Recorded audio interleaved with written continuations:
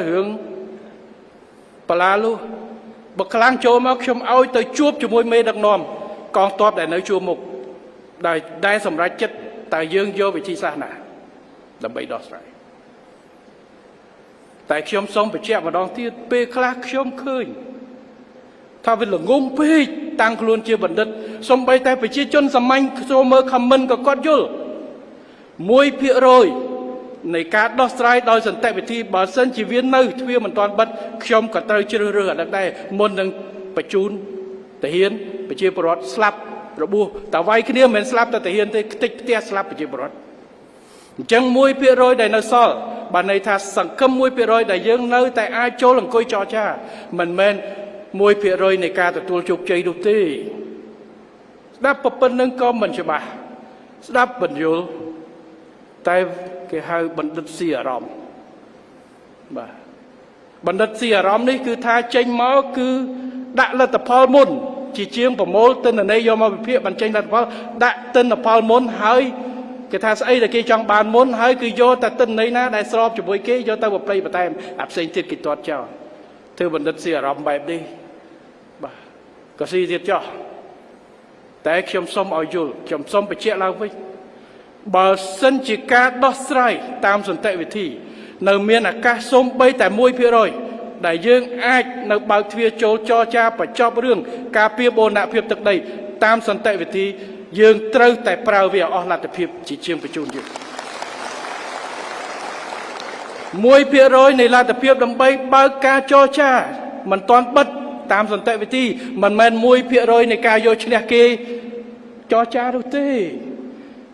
ស្ដាប់ពិបាកបញ្យល់ដែរមានអ្នកខ្លះឡើងអស់សក់អ្នកខ្លះឡើងអីបាទខ្ញុំសូមមិនចង់និយាយទេវិញពេលខ្លះតលតែបញ្ជាក់ទៅជាប្រជាពលរដ្ឋយើងយល់ច្បាស់ជាងហើយបងប្អូនមានអ្នកខ្លះមានតែបណ្ឌិតអីតែគាត់ស្រួលស្ដាប់ប្រហែលជាខ្ញុំនិយាយភាសាខ្ញុំវាអត់ដល់កម្រិតបណ្ឌិតបានបណ្ឌិតចាប់ស្ដាប់ទៅអត់យល់បាទដល់ប្រជាជនសម័យស្រួលយល់បាទតែខ្ញុំថា 1% បើនៅសង្គមចរចាយើងនៅតែចរចា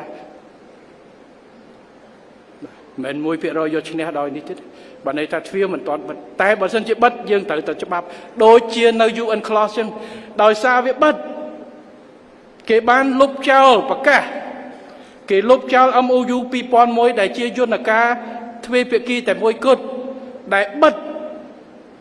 បើយកអានឹងមកចរចាគ្នាទៀតអានឹងយើងនៅចរចាផ្អែកលើអា2001តែឥឡូវគេលុបចោល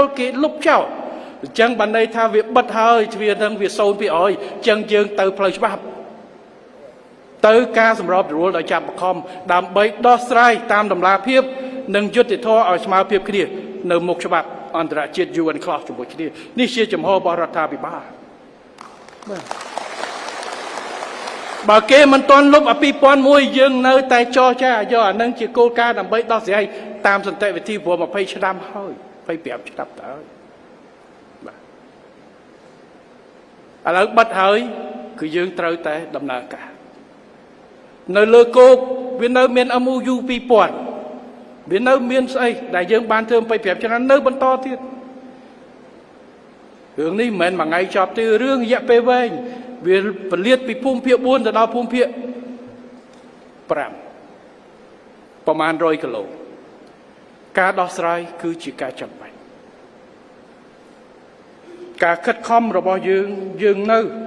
តែស្វែងរកការបញ្ចប់កុំឲ្យមានអ្នកពិការក្មេងកំព្រាខ្ញុំទៅជួបហើយនៅតាមមន្ទីរពេទ្យប្រពន្ធខ្ញុំគាត់ចុះទៅជួបគ្រប់ផ្ទះការលំបាកវេទនាធម្មតាទេគ្រួសារបែកបាក់លារហូតមិនស្រួលទេបើលាត្រឹមតែមកទៅមួយឆ្នាំ2ឆ្នាំមកវិញខ្លះទៅបេសកកម្មក្រៅប្រទេសទៅធ្វើការក្រៅប្រទេស 4-5 ឆ្នាំមកវិញរឿងមួយតែនេះលារហូតអ្នកខ្លះកូនខ្ចីអ្នកខ្លះទៅក្មេងនេះគឺជាការលះបង់ធំធេងណាស់របស់វីរៈកងទ័ពវីរៈនគរបាលជាតិវីរៈអាវុធហត្ថរបស់យើងរួមទាំងការលះបង់របស់គ្រួសារដែលគ្រប់គ្រងឲ្យប្តី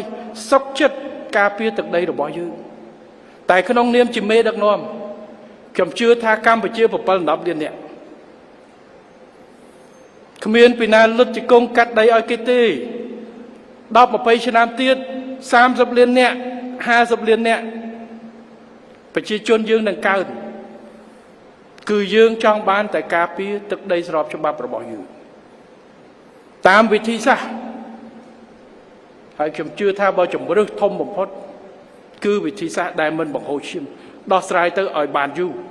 ហើយរាជរដ្ឋាភិបាលបានស្ដាប់ឮគ្រួសារខ្ញុំចុះទៅជួបអតីតយុទ្ធជនជួបប្រពន្ធរបស់គាត់ជឿចាប់បាត់ប្តីរបស់គាត់ខឹងប៉ុន្តែសួរគាត់ថាចង់ឲ្យវាយគ្នាគាត់ថាអត់ចង់ទេអត់ចង់ឲ្យអ្នកផ្សេងប្រពន្ធអ្នកផ្សេងត្រូវឆ្លងកាត់ដូចគាត់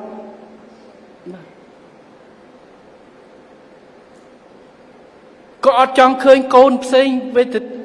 ខូចចិត្តដោយកូនគាត់ដែលបាត់ឪពុកតាំងពីក្មេង